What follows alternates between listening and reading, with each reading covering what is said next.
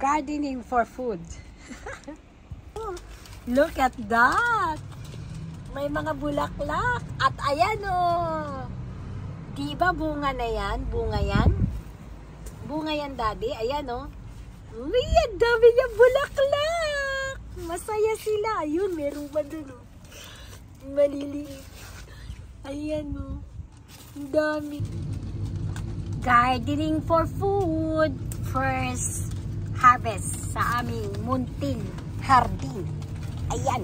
Ayan. Maraming talbos ng kamote. Ayan. Ayun oh. Diyan. Oh. Naka-harvest na rin. Sa wakas. Yung kamatis hindi pa. Ang palaya, namumukadkad. Ang sili. Hey, salamat sa Diyos. Uy! Bakit inaamoy? Kakainin ni Mama yan. Gulay is life. Yeah! Ang lalaki ng dahon ng kwan. Kalabasa. Siya, malago. Malago siya, malago. Ano ba yan? Yung alugbati ko lelat. Malago yung dahon ng kalabasa. Wow! Hey! Cooking my organic kamote tops from our garden, terrace garden. I'm gonna add it here. This one. Kamote tops is in.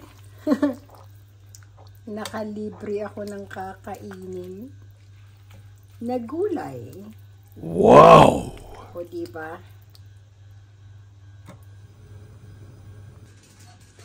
Let's eat my kamote tops na may sabaw.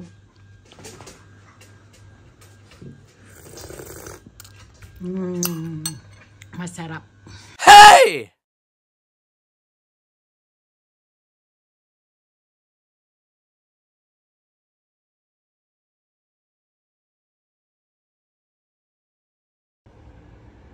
Jen, today's harvest.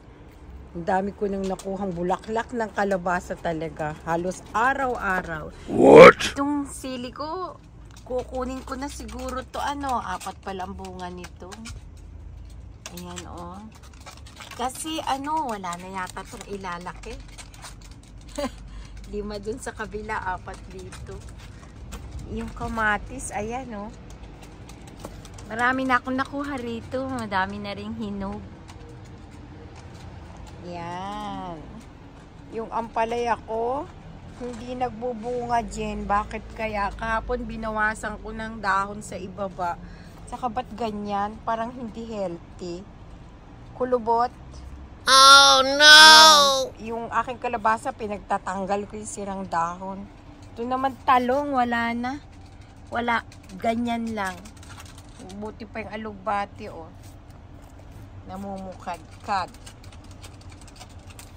Kahit kaunti. May ampalaya din yan, oh. Doon pa. Ito naman, ito yung, sinasabi ko sa yung experiment ko sa luyot. Ayan, oh, nagkaroon ng mga dahon na maliliit. Ewan ko, pero wala siyang ano dyan. Wala siyang ugat. Hindi nag-uugat. Pero may mga dahon siya. Yan yung experiment ko na una kong pinakita sa'yo na gagayahin ko. Ito na. Ayan na. Oh my God. Hindi man lang siya nagkaugat. Ewan ko kung mangyayari. Pero pag kumapalin dahon yan, pwedeng talbusan. Magugulay din. Let's see kung anong maaani. Gabi na. Madilim. Madilim sa aking terase. Kukuha ng maluluto. Oops, masilip uli ang malalaking sili. Ito ang kailangan ko. Kamatis. Mga kamatis na nahinog. Yan. Ito ang advantage ng merong garden for food or gardening for food. Yeah! Yung mga hinog kong kamatis. Akin ang kukunin. Ang dami, oh. Tingnan ninyo. 5 pa lang. Marami pa yan. Marami pang makukuha. Ayan. Ayan. Maliliit siya. Kasi ano to eh. Parang cherry tomatoes. Ayun. Hinog na. So, yung mga medyo hinog na, tatanggalin ko na. Ayan pa. Ayan. Green pa yung iba. Iwanan natin yung mga greens. Yung medyo madilaw lang. At saka ano, mapupula ang kukunin. Wala na yata. Itong isang puno na to kakaiba. Malalaki yung kamatis niya. Meron na akong nakuha diyang isa eh. Na napakalaki. Okay. So, ito yung aking mga nakuha. Ito ang harvest ngayong araw na to. Ayan. Ayan pa.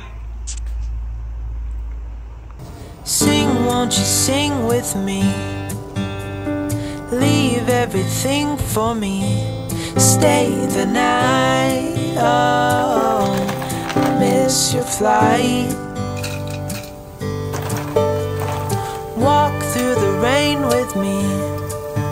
Get soaked to the skin, feel free. Shut the world out.